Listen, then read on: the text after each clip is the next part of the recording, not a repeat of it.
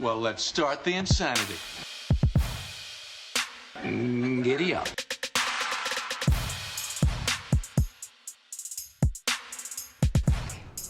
Oh, what is on your face? Is that a disguise?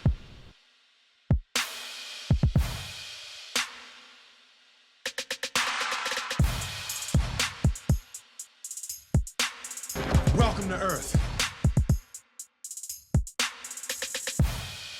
Welcome, guys, to another episode of Mattyice and the Chief. Patrick, we're back, and back a little bit quicker than we were last time. Yeah, we got a lot of stuff to talk about, though, with football going on. We're here in the championship rounds.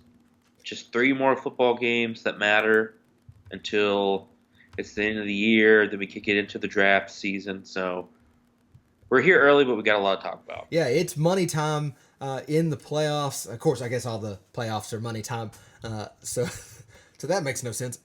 But it is time for the championship games, as you mentioned. We're going to start, though, back at last week, because we do have a couple football games to start with, or that were played last week, and so we're going to go back game by game, talk about them a little bit real quick, and then we'll move on, preview the next week's championship games, and then we may go ahead and kind of talk a little Super Bowl. We'll see. It's still a ways away, but let's get straight into it, Patrick. Football season is officially over for both of us now, in a sense that our teams are no longer in the running for the Super Bowl.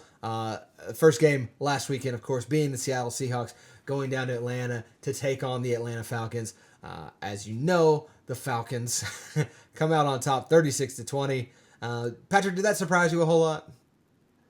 Not really a whole lot. I didn't know how their offense was going to be able to click with a week of rest, especially going into the playoffs where the Falcons haven't really showed up in recent years.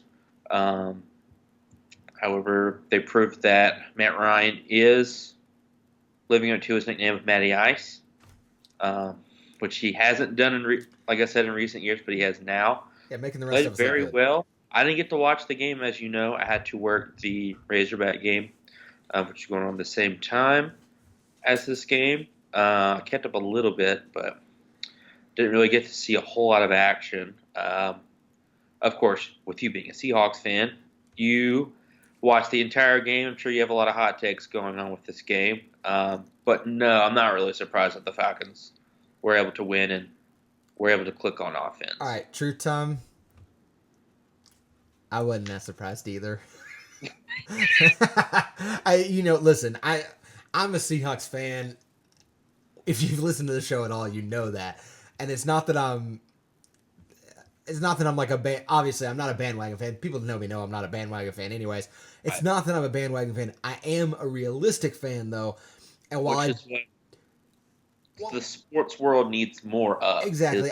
While I thought that there was a chance, and we discussed it last week, I thought there was a chance that the Seahawks could win, and obviously I picked them. You picked them as well.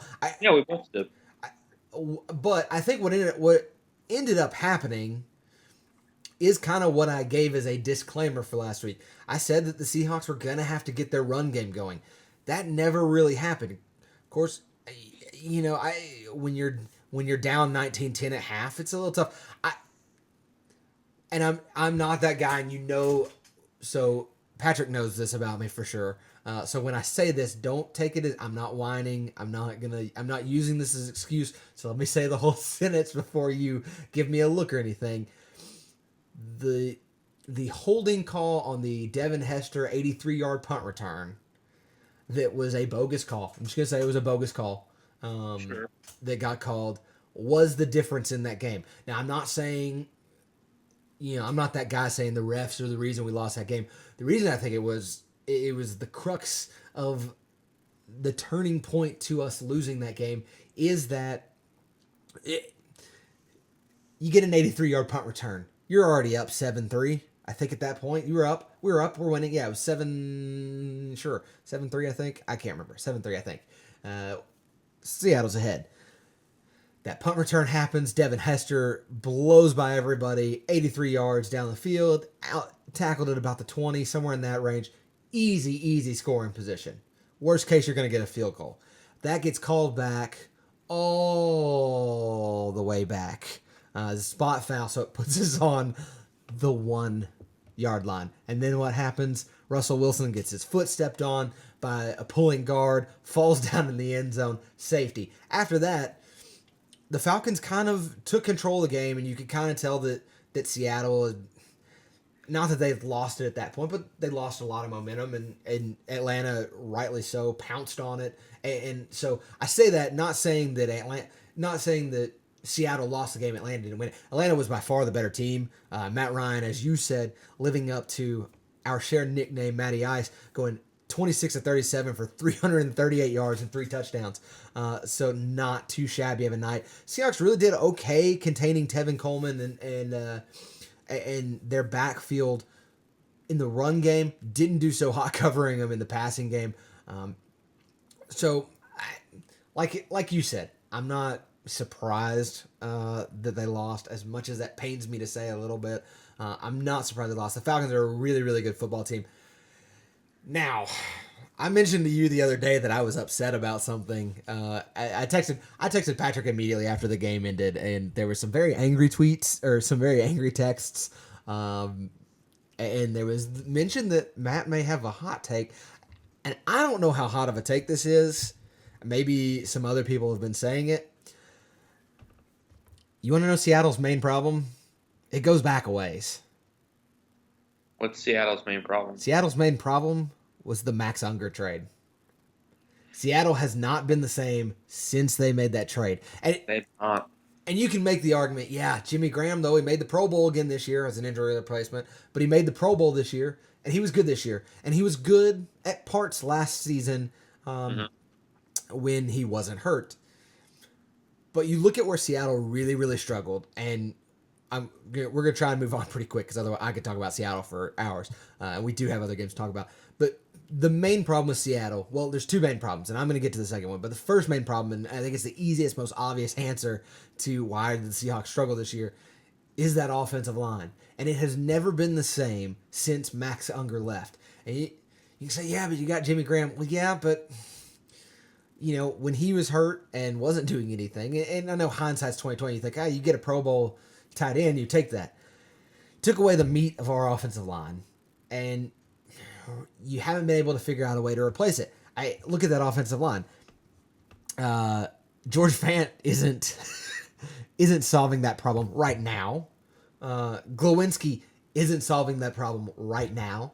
There's a lot of problems with that offensive line, and that's really going to have to be one of the focuses in the offseason, because you got too good of a running back with Thomas Rawls when he's healthy. You've got too good of a running back with Alex Collins when he's healthy, and actually getting to run the ball a little bit. I wouldn't be surprised if J.D. McKissick sticks around next year. You're going to get C.J. Prosise back, so you're going to have a very, very solid backfield. Obviously, you got Russell Wilson. I know they're Russell Wilson haters, but he's a good quarterback. He's fine. I'm not worried about him at all. I think what's going to be fun in the offseason a little bit too is to see what happens with the receiving core. I mean, I think if you can get Tyler Lockett back healthy, you've got Doug Baldwin, Tyler Lockett, and now we've seen that Paul Richardson is all of a sudden the wide receiver that we thought he was going to be when we drafted him. Obviously, he's suffered through some injuries as well. So you've got, I think those are your top three receivers next year. I wouldn't be upset. Seattle, you can cut Jermaine Kearse. It's okay. He's kind of trash. I like the guy, but he's kind of trash. So you get that, get rid of that. And then, again, what I think and what I think we've seen is that they're at their most effective when Jimmy Graham is a 3rd/4th receiver and not so much lined up as a tight end.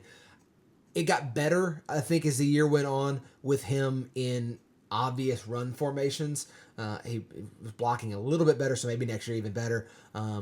Luke Wilson kind of got injured. So the offense is going to be fine at every position except the offensive line. So you've got to address that in the offseason. Now, what I would say, because I know everybody thinks, oh, well, Seattle for sure has to draft O-line probably the first 2 rounds, right? That's what everybody's thinking. You're probably thinking that, right, Patrick? Are you thinking that? Not necessarily, but that's what a lot of people think. This is what needs to happen. A safety needs to be drafted in the first or second round, and possibly a cornerback in the first or second round. Deshaun Shedd struggled at times this year, and clearly we are not the same team when Earl Thomas is not there. And that's got to be something that we have to consider moving forward, is to have a decent to good backup for him in case he is hurt. Because I think you look at it, when he went down, that defense wasn't nearly as good, to be nice. So, hot take one, Max Unger trade is the biggest problem. Trade number two, or hot take number two, there's got to be somebody in that defensive backfield, even if it's some random, I don't know, maybe hybrid player that can play corner, that can play a little bit of safety in case we have to move him around in the defensive backfield. I don't know necessarily who the answer is, but I think that's something that has to be addressed in the offseason almost more than the offensive line. Because if the defense isn't there, we're in big trouble. And I think that's what you saw from that game. So, I know who's someone they could look at who fits that mold. Possibly could fall to the second round in a position, considering what happened to him in his bowl game. Or if he recovers from that injury, is able to practice, considering the extent of the injury. Do you know who I'm thinking of? I'm not sure. USC's Adoree Jackson. Oh, yes. And I did see he declared. So I would be pretty okay with that. I would not be upset if they got him late in the first round, or, it's the Seahawks, so I'm sure they'll make 18 trades come draft time and figure something out. So I like that idea. Pete Carroll loves his USC guys, I'm sure, even though he wasn't there. So, Even though we passed up on Taylor Mays. Yeah, well. That was a good idea. Yeah. So that's the Seahawks-Falcons game. That's probably the longest one we'll spend time on because that's my fault. We'll take that blame. So let's move on to the other game on Saturday. I don't think this one surprised anybody. I don't think we have to spend a real long time talking about it. Of course, the New England Patriots at home beat the Houston Texans 34-16. So I know you're not surprised with that result. We both picked the Patriots. There's no nuggets of wisdom necessarily with the Patriots themselves. So let me ask you this. Houston Texans 9-7 this year. So a good team. What do you think they need to do in the offseason to actually become, because listen, they made the playoffs, but nobody was picking them to go to the championship game. No one was picking them to go to the Super Bowl. So what do they have to do to take the next step? They need to solidify the quarterback position first off. Offensive line was a key issue. They had a lot of injuries on that position during the year. They should probably draft, I would say, pretty early, maybe even look at someone during free agency to kind of boost up that O-line. The secondary looks good. They had injuries during the year. Their defense obviously was number one. But like I said, injuries actually hurt them as far as the defense. So their defense actually could be a lot better. Yeah, that's the scary thing. Secondary was kind of depleted during the latter part of the year, and then the playoffs. Obviously, J.J. Watt wasn't there all year. The tight end position could be fixed. Fedorowicz is good, but at the same time, if you take away Fedorowicz, who do you have as kind of that second guy? Will Fuller is going to be a good receiver. Hopkins is a good receiver. Lamar Miller is a good running back. That was a great signing for them, I feel like. He did very well in his first year there. I would say the main key things, though, is get someone for O-line depth and figure out your situation at quarterback. So along with that, then, what do you think is the solution or the best option maybe for them at quarterback? Well, the price tag that they have on Osweiler hurts them a bit, so they're kind of stuck with him for another year or two. They need to develop him. That's the key thing. They need to try to develop Osweiler. This was his first year as a starting quarterback. Obviously, not everybody's going to pull a Brady type season, a Manning type season, a Russell Wilson type season. You could name on and on. Not everyone's going to be fantastic in their first year. I'm not saying they were all great year one, but just because he was signed to this monster deal doesn't mean all of a sudden he's going to be the legend that he is. Keep in mind, when he was on the Broncos, starting those 3 or 4 games, that was a Super Bowl team. That wasn't one of the best Super Bowl teams to ever play, but they did win the Super Bowl. And he was going from that to a Houston Texans team while they won a division last year. It's not like it was the toughest division in football. And my team's in that division, and I can tell you it's terrible. Yeah. So, of course, being a successful franchise, successful head coach, GM, to have that resume, you have to have developed quarterbacks in your history. All right, and so that's the key thing. So let me ask you this, and answer really, really quickly so we can move on. Because this is kind of the hot idea running around Twitter and other places. So let me ask you this: what do you think about it?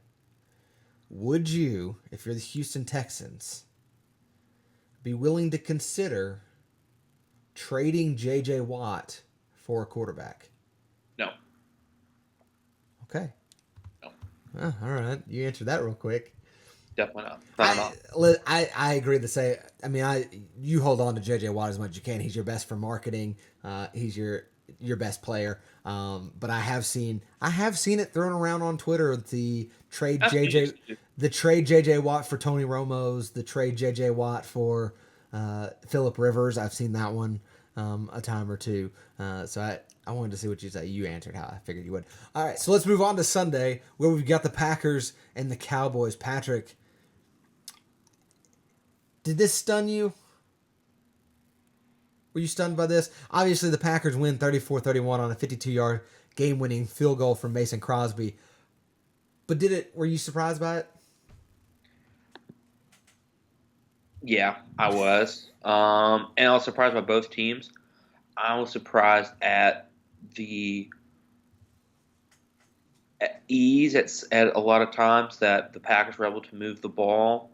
I was surprised by it shouldn't surprise me anymore, but when it happens, you can't help but be amazed by a lot of the plays that Aaron Rodgers was able to make. That's ridiculous. But I was really shocked by how Prescott was able to handle being down in a playoff game, how he was able to come back and eventually tie the game. Could have taken it into overtime. That last drive, I was very impressed by Prescott. Didn't really make a lot of mistakes. He seemed to just be able to be that field general and move the ball down the field in order to score. Elliott did very well. I was surprised by his patience that he had in a lot of run plays that he had. Bryant was able to redeem himself with did he catch the ball, did he not catch the ball? He played okay. He did okay. 9 receptions, 132 yards, 2 touchdowns. Yeah, touchdowns. He did okay. It was okay day. This game was full of surprises for me. Yeah. Do you remember who I picked? I'm pretty sure I picked the Cowboys. I'm pretty sure I did. Yeah, we had the same. That's right. We both picked the Cowboys. But I think, and I don't remember if we said it on camera last week or not, but I did say that this game kind of mattered how it was played. I think more so than maybe any other game in this in this round. I thought all along that the Cowboys are a team that were built this year to be ahead in a game.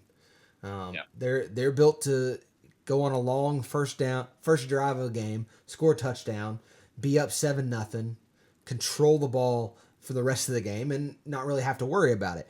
And I think you look at it, the Packers are up 21-13 at the half. That, I think, doesn't, and it was worse than that for a little bit too. That didn't bode well for the Cowboys. Cowboys aren't necessarily a team that's built to come from behind yet. I think if you're a Cowboys fan, I know you're upset. I know plenty of Cowboys fans. I know you know plenty of Cowboys fans. If you're a Cowboys fan, there's no reason to be upset because I think this team, realistically, was probably 2 years away from being a Super Bowl contender at the start of the season.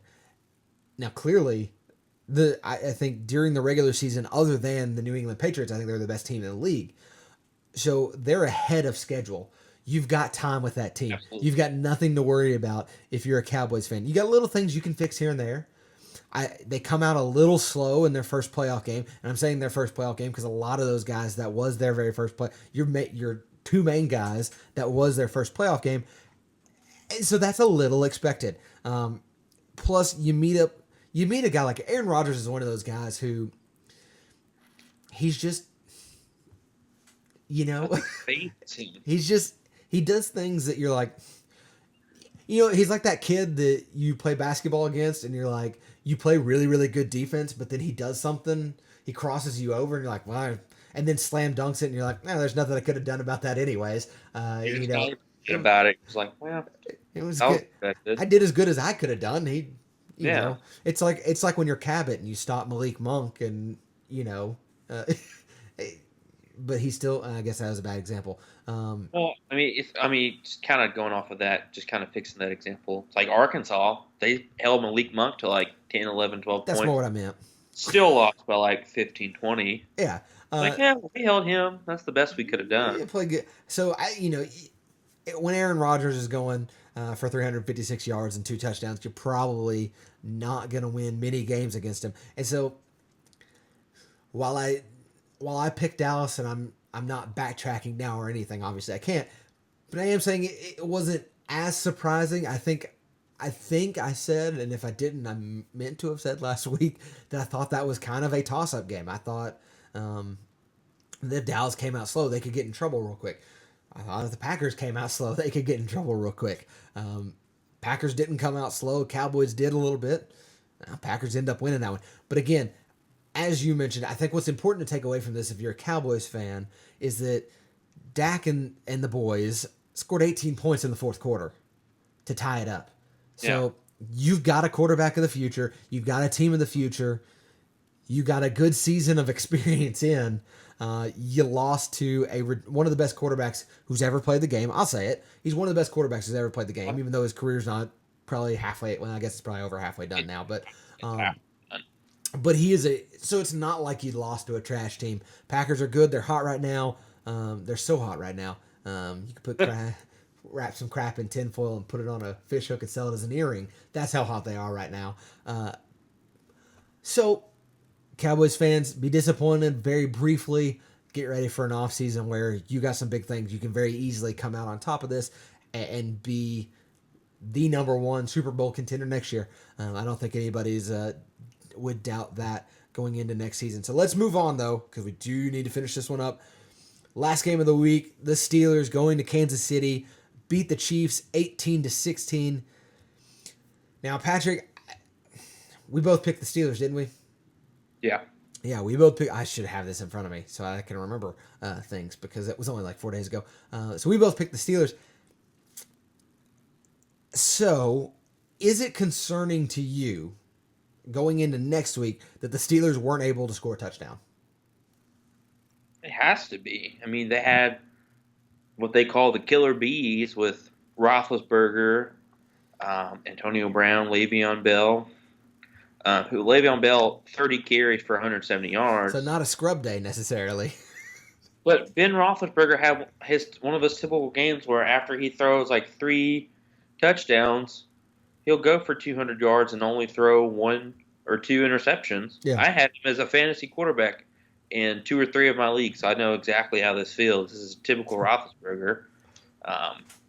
So it's not really surprising that this was an outcome, but in a playoff game, even though you're playing a better team and Kansas City has a pretty solid defense, you would expect more out of Roethlisberger. Well, you would expect too that Le'Veon Bell getting 30 carries and 170 yards. You expect at least one of those to be, I don't know, a 1-yard touchdown, a 2-yard touchdown, something. You would expect that to happen. I think, I and we'll talk about this a little bit more after the break when we preview next week. But I do think it's something that if you're a Steelers fan, I think you have to be a little worried about going into New England next week. you can't score 18 points off of mostly field goals after only field goals. Yeah, that was only field goals. Only field goals against New England and win. You can't do that. I'll say this: they really need to ice down Boswell's leg this weekend. That should be their number one concern, buddy. Don't worry about it. You don't have to kick it all this week because you need as much of a rest as you can possibly get. So I guess for both of us, not really. I mean, other than the Packers Cowboys game, which was a little bit of a surprise for you, you said. Other than that, I think it kind of played out the way we thought it would. Let me ask you this to agree with your point. Yes, it did. But let me ask you this. A lot of people are talking about the play in this game. Chiefs score, fourth quarter, 2-point conversion. First attempt, they get the 2-point conversion. But then Fisher on the Chiefs gets called for holding against Harrison. Retry the 2-point conversion after they push it back. Weren't able to convert it second attempt. But I guess it's a two-part question. One, do you think that was a hold? Which I think it was a hold. But two, do you agree that they called? Do you agree to the point to which that they called the penalty at the time that they did, with about 2.5? I want to say it was 2.5 minutes left to go in the game. Where at that point, if they converted it, it would have been a tie. Well, the way I'll answer it is this: I'm not a fan, and Packers fans may not like what I'm about to say. I'm not a fan of calling things differently late in the game.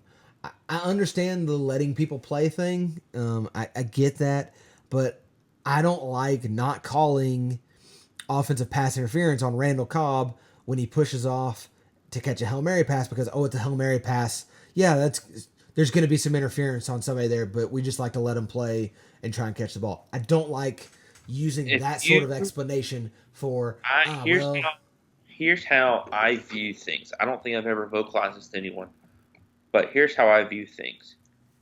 If you call certain plays in certain periods of the game, as they should, but choose not to call plays in certain periods of the game when they should be called, then you are directly affecting the outcome of the game, and you are cheating to determine that outcome of that game. Yeah, no, I've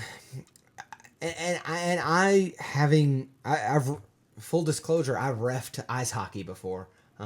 So I know that and it's very tempting, and that's not a game where people are making money outside of the ref, who's not making a whole lot of money. So like, even then, I understand that you see a guy and you're used to calling a penalty on him, and you're thinking, if I don't call a penalty on him, was that a penalty? It probably was, but he's normally a pretty good guy, rarely does it, so I'll let it go. Or, did it really affect the play? Probably not, so I'll let it go. So I understand that line of thinking, but at the same time, especially in football, where you get things that, and again, I'm not saying that the refs blew the game for the Seahawks, but that first touchdown that Julio Jones scores, there was offensive pass interference. They ran the pick play. It was I thought it was very obvious. They didn't call it. So a touchdown gets scored. I don't like this whole idea that, we're trying to let them play a little bit. It was kind of, it was iffy. A receiver doesn't run a route at all. The guy's 2 yards off the ball. You can block it inside of one. Guy's 2 yards off the ball. He gets his hands on him. It's offensive pass interference. It's happened to the Seahawks. Ash Jermaine Kearse is probably the reason I want him gone. If anybody understands offensive pass, I guess he doesn't understand offensive pass interference because he gets called for it all the time. But I've seen plenty of offensive pass interference get called this year, and to see that not get called in certain games, in certain situations, i.e. the end of the Saints game with the Seahawks earlier in the year. So I don't like this. I don't like the idea, the prevailing thought that, it's okay to call penalties in some time, at some points in time during the game, but it's okay to let them go during the game. I'm very much, and this is how I always was when I was playing sports, is if it's a foul in the first quarter, it's a foul in the fourth quarter. If it's a foul in the first half, it's a foul in the second half. Well, it should be. It doesn't necessarily mean that it's the same week to week, because you get a different ref. He may say, okay, he may be a little more lenient or whatever, but if you call something like that in the first half, you have to call it in the second half. Because I think most athletes would agree with it. What you want at the end of you want a good ref. You would like to have a perfect ref. That doesn't happen. But if nothing else, what you want is consistency. And so if it's holding, call it. I don't care what the play is, what time of the game is. You know what? That guy shouldn't have been holding. Yeah, I just kind of like an umpire. In baseball, guys are going to study umpires just like they watch film on pitchers, how the release is of the ball, when it breaks in certain pitchers. They study umpires. They study their strike zones. They study their tendencies and such. So you got to know who you're dealing with in every game that you play. So that way you can play to the refs' situations, play to the refs' tendencies and things like that. Well, and I think you look at, we both live in Arkansas, so you obviously live in the prime area for this. But, we're around a lot of Arkansas fans. So a lot of our listeners probably are Arkansas fans, or at least watch enough Arkansas football to know where I'm going with this. A perfect example of what what you're talking about with that especially is Dan Skipper. Dan Skipper gets called, or not as much this year, but in years past got called for holding all the time. Part of it is you can say, well, is he holding all the time? Well, yeah, he probably is. Well, the refs know that he holds a lot, so they know to look at him more than maybe someone like Froholt or Ragnow probably. Ragnow probably held as many times as, Skipper did. But Ragnow probably didn't get called for it nearly as many times as Skipper did, because Skipper is known for doing that. Skipper they were watching him more than they were anyone else on the O-line, because they weren't as often to hold, I guess I should say, as Dan Skipper is, because he's obviously known for that. Yeah. So at the end of the day, because we got to take a break and move on, at the end of the day, don't commit a penalty. You've been playing football your whole life. You know what a hold is. Don't be holding. You know what not to do. You're in the NFL. Don't hold. Problem solved.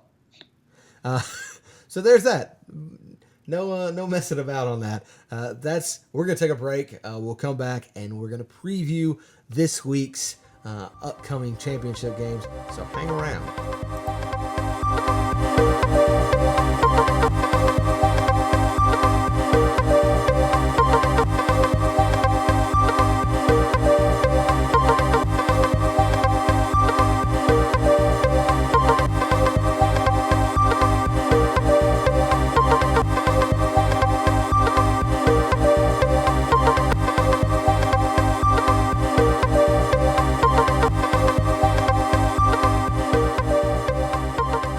Welcome back, guys. Now it's time to move on to this week's game, to the football that hasn't been played yet, and do a little talk about that. We're going to go in chronological order like we have been the last couple, last week, because that's the easiest way to do it. So we'll start in Atlanta. Patrick, the Falcons, taking on the Packers in what will be the last home game, last football game in the Georgia Dome. What's your thoughts on that one? Who you got? I'm going to go Atlanta in this one. Green Bay has a lot of questionable people as far as on the injury list. Jordy, if he is able to play, would be a huge upside, would be a huge advantage. I think I would still pick Atlanta to win, even if Jordy was playing. But he would definitely be a difference maker. He could still play. Obviously, it's still early in the week, so they're not ruling him out yet. Um, Quentin Rollins would be crucial to secondary if he's able to play. Another guy who got hurt in the last game, Morgan Burnett. It was like first quarter, maybe even one of the first few plays of the game when Morgan Burnett was injured. I think it was either like a rib or an ankle. I remember the play because he got collided with one of his own guys. But Yeah, well, Seahawks fans know all about that. yeah, that's definitely true. I think the key thing though is that while Montgomery had 2 touchdowns back on Sunday, they're still one-dimensional with the pass game. They don't run with Montgomery too often. I think he had 11 carries on Sunday. Not a whole lot. Of course, whenever you consider Steelers, for example, had 30 carries just with Le'Veon Bell alone. I think Elliott had about 22, 25 carries. Um, and of course, with Atlanta, they've got a two-headed monster, and with Tevin Coleman and Devonta Freeman. Plus, you've got the fact that Matt Ryan can throw for 2, 3, 4 touchdowns in a game with the weapons that he has, with the running backs I mentioned, with Julio Jones, Mohamed Sanu, Gabriel, all those guys. Just a slew of offensive weapons there. Plus, the defense is playing really well. I think the key is the secondary for the defense of Atlanta. They've kind of got a young secondary, 1 or 2 rookies playing there, especially with, of course, Aaron Rodgers. If they're able to hold Rodgers in the pass game, which I don't think they will, I think it's going to. I think it's going to be an offensive shootout. But I think Atlanta, being at home with a controlled environment, with a 2-phase offense that they have, I think they'll be able to push the envelope a bit, and I think like I said, it'll be a shootout, but I think they'll win this game. Yeah, so you're going Falcons. I'm leaning. This is kind of, to me, this is very similar to the Cowboys Packers pick last week. Of it's a tough one to pick. At this point, it should be a tough one to pick. I am going to lead towards the Falcons, though. I think Matt Ryan at home. Part of it will depend. He's listed as questionable. Will be if Julio Jones plays or not. If Julio Jones doesn't play, I lean Packers pretty heavily. If Julio Jones does play, that changes things quite a bit, and I definitely lean towards Matt Ryan and the Falcons. While the offense is important, I'm going to say that the defense of the Falcons is most important. I think it's going to be the biggest factor. And you mentioned the secondary. I actually like that secondary to match up very, very well against the Packers. I think where you and me differ on, I think the most important part is actually going to be the defensive line. Now, Dan Quinn has built a very similar defense to what he had when he was in Seattle. You can see that with Keanu Neal, who's one of my favorite young players right now. Yes. Probably will be the next Bam Bam Cam. And I really like the way he plays. I wish he was on the Seahawks so that we could throw him in when Earl Thomas gets hurt. But, I think the defensive line's ability, Dwight Freeney, and the younger guys on that line, their ability to not necessarily get sacks on Rodgers, but to force him to stay inside the pocket is more important than anything. If you look at the Packers throughout the playoffs and really throughout their run up to the playoffs, when have they been at their best is when Aaron Rodgers has had 20 seconds in the backfield to dance around and find somebody down the field. If you can contain him and force him to maybe just step straight up in the pocket and not be able to move around as much and collapse the pocket in on him, I think you should control their offense a little bit more. I don't think Green Bay's defense, on the other hand, has the ability to do that to the Falcons' offense. You look at Matt Ryan. Matt Ryan, this year especially, has been very much about getting the ball out as quickly as possible. They've done a lot of no-step throws. They've done a lot of snap, turn, throw. And I think that's going to be very difficult for Green Bay to match up against. So, again, a lot of that depends on if Julio plays, because I think they match up a lot better against Mohamed Sanu than they do against Julio Jones. But that being said, Matt Ryan has spread the ball out so well this season, and Devontae Freeman and Tevin Coleman both catch the ball out of the backfield so well that, you know what, maybe that doesn't matter as much. But I am leaning / picking the Atlanta Falcons to move on to the Super Bowl from that one. So we both got the Packers, or we both have the Falcons. This is what I get for trying to read at all. So let's move on to the AFC Championship game, where we've got the Pittsburgh Steelers taking on the New England Patriots. Patrick, who you got? I'm picking the Patriots in this game. Their defense consistently wreaks havoc on offenses. Again, the fact that the Steelers weren't even able to score at all during this last game was extremely disappointing. Honestly, not personally, but in the sense that they have their considered three-headed monster and they couldn't score a single touchdown. Definitely not ideal. They can't do that against the Patriots. They can't struggle like that. I think that the linebackers, the defensive ends, they're Dante Hightowers, Trey Flowers, who has played extremely well this past year. I think they're going to be able to knock down Roethlisberger a little bit. I think they're going to stop Le'Veon Bell a few times.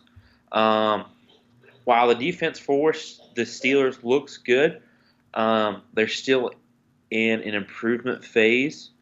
The Patriots are just stacked. They have Logan Ryan. They have Malcolm Butler. I've got Malcolm Jenkins and Malcolm Butler both on the brain for some reason. Malcolm Butler, Logan Ryan, like I said. There's just too many studs on that defense. And earlier in the year, before the season, they were even able to trade some of those guys away, which is the scary part about it. Yeah. They were able to trade Jamie Collins away for basically nothing. They were able to give Chandler Jones away for basically nothing because they didn't want to pay him. And the fact is they've still got a slew of amount of people that they're going to have to try to pay or let go. They'll let him go. They'll probably just let him go. And then, of course, you got the fact that it's freaking Tom Brady in the playoffs, who's got a lot of weapons. Him and Edelman were on fire against the Texans. We weren't able to stop them. There's just so many weapons that he has to play with. I don't think it's. I'll say this: it'll be a double-digit win for New England. I think it'll be a double-digit win. Bringing the heat, I like it. Yeah. Well, I'm not leaning. I'm picking the Patriots, and I would say it's probably. I would lean towards a double-digit win as well, actually. And 2 words: Tom Brady. That's Tom motherfucking Brady. That's all. Tim motherfucking Brady. That's all you need is Tom Brady, and I think that gives you. I don't know. That probably guarantees you 10 points ahead of the Steelers at this point. That defense, I don't think matches up well to a guy like Tom Brady. He'll be able to pick them apart. Julian Edelman, as you mentioned, is playing good at this point. As long as he stays healthy, that's fine. I think defensively, the Patriots can do similar things to what the Chiefs did last week. And really, against them, against the Steelers, you kind of just have to bend and not break. You kind of just have to... Le'Veon Bell is going to get his yards. But if you can keep him out of the end zone, you can probably win that game. Antonio Brown is going to make a couple big plays. But if you can limit it to just him making a couple of big plays and maybe only 1 touchdown, you're probably going to win this game pretty easily. So I'm picking the Bradys. I'm picking the New England Bradys. I'm picking the New England Patriots. And the other thing that neither one of us have really mentioned, but I would say is a major factor, I'm not picking against Bill Belichick in the playoffs, especially in the AFC Championship game. I'm not picking against him at this point, especially with a team like the Pittsburgh Steelers, who I don't think are as good as the Patriots. And even though they're hot right now, they have been hot. I think last week we saw them cool off, not being able to score a touchdown. And I think that's going to carry into this week. They're not going to be as hot offensively as they have been. And I think New England, again, Tom Brady is going to be able to do it. So there it is. I've got the Patriots. You've got the Patriots. You've got the Falcons. I've got the Falcons. So we both pick the same Super Bowl game. So let's go ahead and talk just briefly about that, Patrick, since we don't know the teams, but we know who we're picking at this point. Who do you want to win the Super Bowl this year with the teams that are left, and why?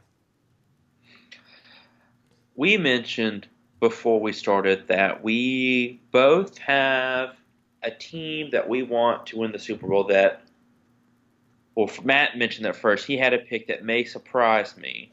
Yeah, and I'm kind of interested to see. I'm interested to see what you pick and the reason why, because I want to see if it's the same as mine. I said, as soon as he said that, I said, we may have the same team then, and we could have similar reasons if it's the same team. So tell me a team first. We didn't mention who it was or anything, so we don't know who we're thinking. We don't even know if we're right or not. I want the Patriots to win this game. Okay. I want the Patriots to win the Super Bowl because I think the NFL, this is me personally, it's my personal belief. If you don't believe the same way, that's fine. You can think I'm insane. You could think that I'm ridiculous, which is fine. Because in all actuality, my team, quote unquote, ratted out the Patriots in the playoffs to start all of Deflategate. It was technically, in a way, some of the blame could be against the Indianapolis Colts. Yeah, thanks, Colts. Thanks, Jim Irsay. Hey, Jim Irsay's an idiot, so unless he wants to hire take all the blame. But I want the Patriots to win because I think the NFL, for the most part, created Deflategate. I think that the NFL dragged it on way longer than it needed to be because it didn't even need to be a thing. Because, I mean, I'm not a quarterback. You're the quarterback guru. But if you deflate a football, just for me as a casual fan, casual backyard football guy, it's not easier to throw a football. It's really not. It's got to be harder to throw a football if it's deflated. You would want it with more air. It's like with a basketball. You don't want it deflated. It can't bounce the same way. You can't. If you're dribbling a soccer ball, you don't want it deflated. It doesn't roll the same way. You can't. It doesn't have to bounce off the foot. Plus, in all actuality, let's say they deflated footballs. Let's say they did it. Is it that big of a deal? Is it giving you that much of an advantage? Is it worth 40? What was it? 48 points. It's definitely not worth 48 points, and it definitely cost everyone. Let's put it in dollars. I don't know how much it cost. I'm going to say it was north of $48 million. I'll say that probably. And on top of that, is it worse than Stickum? Receivers back then, you stick them all the time. Are we going to say that all those guys are cheating? There's linemen and such that use Vaseline. Is that cheating? Should we just suspend those guys? Should we dock them? Stuff like that? To answer your question, the estimated cost of Deflategate for all the parties involved, so the NFL, Players Association, the Patriots, all that, $22.5 million. 22.5. I figured it'd be a lot more, but still, that's a lot of money. Still a lot of money. They could have just paid me that and exactly been done with it. I'll take $22.5 million. I personally think that the NFL had a vendetta, whether it was on Brady, whether it was on the Kraft family, Belichick, you name it. I think that they wanted them to go down. I think that they were tired of the era that is the Patriots. I think that maybe it's something personal against them, something behind the scenes that we really don't know about. I think that the NFL did create it for a reason. And for that reason, I want Goodell to have to stand up on a platform with Brady, with Belichick, with Kraft, with the entire Patriot organization, and have to hand them the Lombardi Trophy. I think that will be sweet revenge. So we've got conspiracy theory from Patrick. Which we love conspiracy theories. We do love conspiracy. So we got conspiracy theory from Patrick. But Patrick, I'm gonna have to tell you, because I've got to answer this now. So I 100% agree with you on this. This is the exact thing that I want to happen. Last week, I think on the show last week, I had said that I was rooting for, I was kind of rooting for Mattyice and the gang to win the Super Bowl, but no longer, because, and I don't know exactly what it was. I was sitting down somewhere, and it just, the thought came across my mind. Wait, Deflategate. Tom Brady missed the first 4 games of the year. I want to see the look on Roger Goodell's face when he has to hand not only the Super Bowl trophy to the Patriots, but when he has to hand the MVP trophy from the Super Bowl to Tom freaking Brady. I want to see him do I want to see people just laugh in Goodell's face. I want the internet to literally explode with hot takes. I just want the entire city of Boston to tweet out, haha, after that game ends. So many Goodell crying Jordan memes. Oh, yes. Crying videos. Yes. Since we're on video this week, you can actually see me bursting with excitement of how excited I am at the thought of that happening. So Steelers lose this week. Falcons, you can win this week, but you're not winning the Super Bowl. I don't want you winning the Super Bowl at this point because I want Tom Brady and the Patriots. When I finally, and I know it's kind of been the hot take for the last couple, it's been out there, but when I realized that, I came to the conclusion myself, I thought, how glorious would this be? How glorious would it be for Roger Goodell and that to have to, hey, we'd like to congratulate the 2017 Super Bowl champions, New England Patriots, and have to hand him, that's not how Roger Goodell sounds, but that's the voice I've decided to give him. I want to see that look on his face. I want to see, and we've kind of discussed this with Alabama too. I kind of like dynasties. Like, there's nothing wrong with them. I understand why people get tired of them. There are times when I get tired of them. There was a period where I was tired of the Patriots. You know what though? But not now. Because I'm with you on that. I was tired of the Patriots until the whole Deflategate thing happened. Because first off, can you get serious? This isn't football related necessarily, but can we please start coming up with more creative names for scandals? I'm tired of adding gate to everything. Me too. It's a lazy. It was the Watergate Hotel. It's not like they were like, oh, it's the Watergate Gate. It was not that. It was the Watergate Hotel. So why do we call everything? It doesn't matter. But yeah, it does. It does. If you're listening to this show, you people, I like you. Thank you for listening. I appreciate it.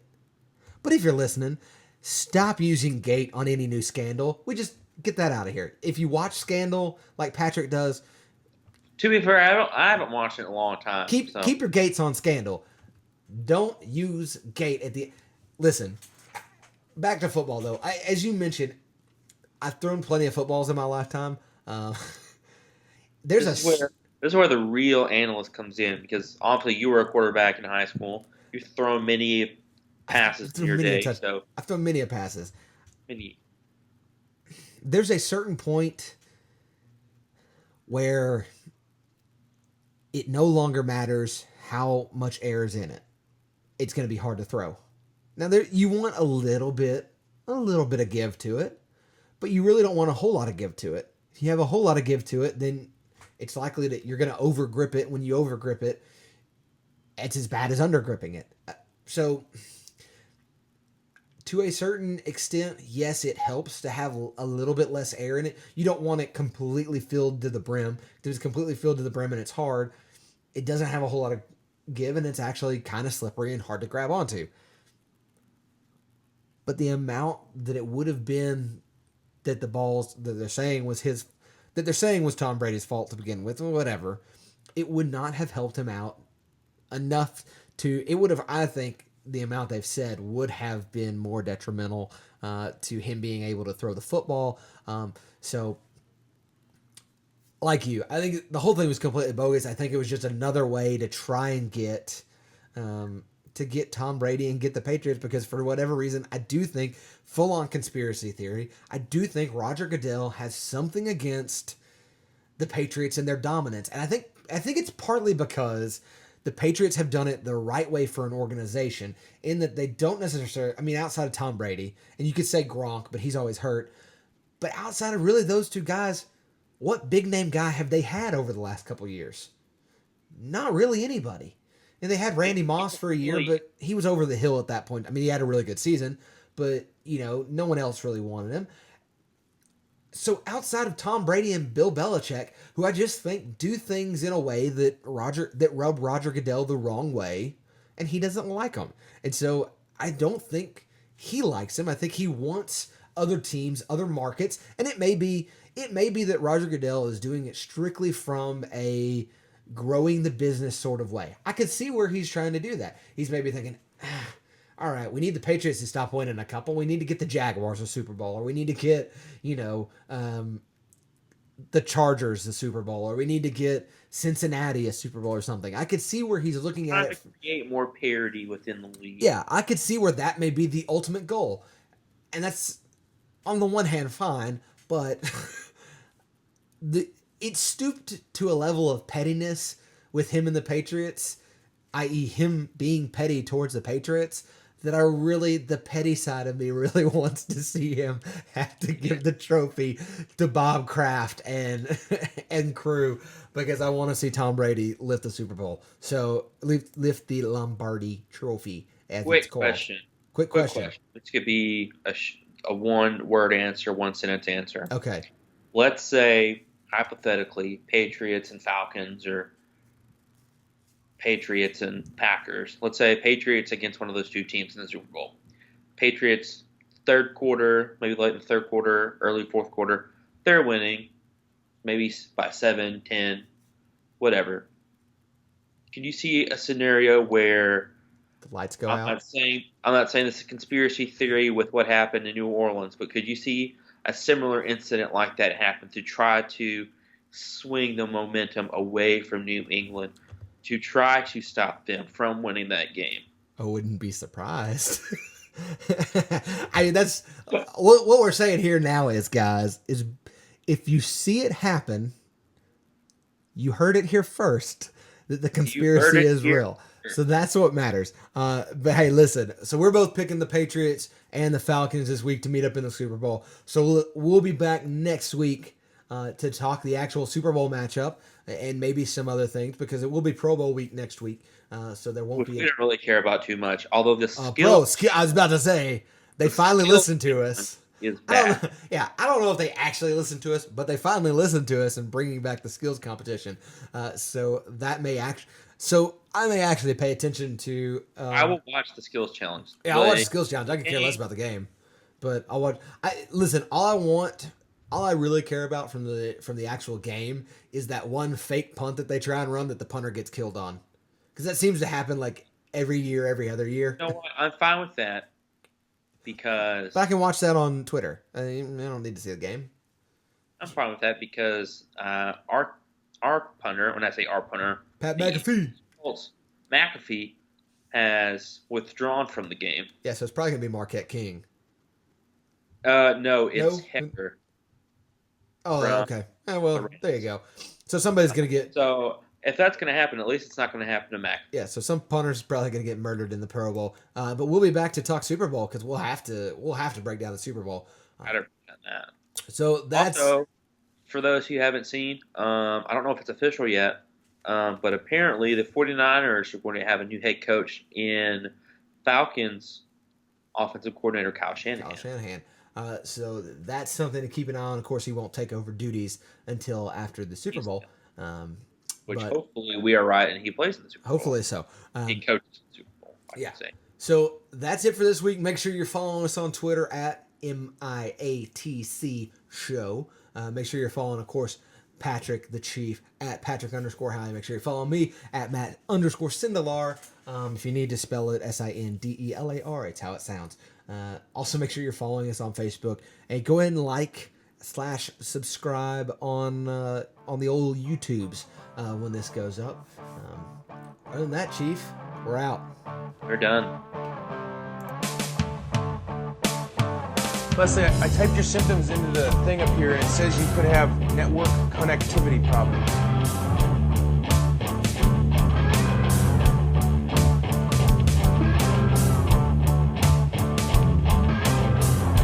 Baby Jeffrey, forever unclean!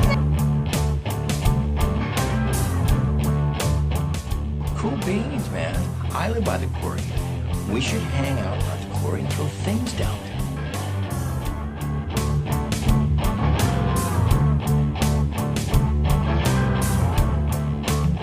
Can't find my driving moccasins anywhere!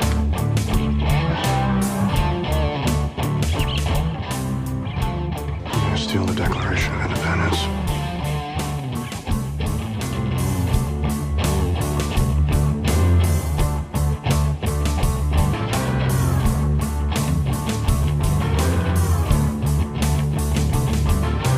I feel like we're not capturing the elegance we discussed in the production meeting.